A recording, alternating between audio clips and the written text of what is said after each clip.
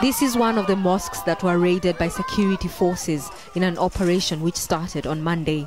Police say the mosques in the coastal town of Mombasa are being used to brainwash young Muslims. Here, young men show us the aftermath. They say those who raided the mosque desecrated their place of worship. We are living in fear because they raid our mosques and accuse us of having bombs. But they're not prepared to confront police. The minute they spot a vehicle, they take off. The government says there is evidence that links the mosques to what it calls terrorist gangs. Police raided this mosque at dawn. They say that they found petrol bombs and hand grenades. This is the third mosque to be raided by police in the operation.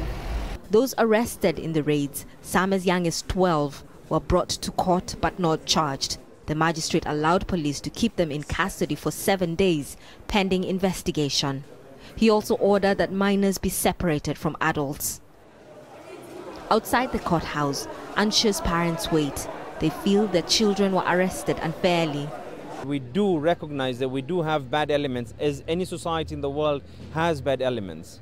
But in the process of rooting out and weeding out the bad elements, you're not going to make everyone guilty. We're not going to have people bearing the sins of others.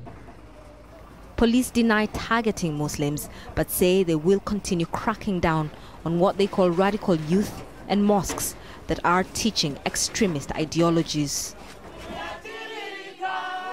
Away from the courtroom and in one of the most dangerous suburbs, Josephine Joshua mourns her husband. He was one of 3 people hacked to death on Tuesday night by gangs of young men in what seemed like revenge attacks after the first 2 mosques were raided. The attackers were wearing black headbands and carrying a flag with Arabic writings. They were only attacking men. Her husband is just one of many who have died in a spate of killings, disappearances and grenade attacks that have left those who live in parts of this town terrified.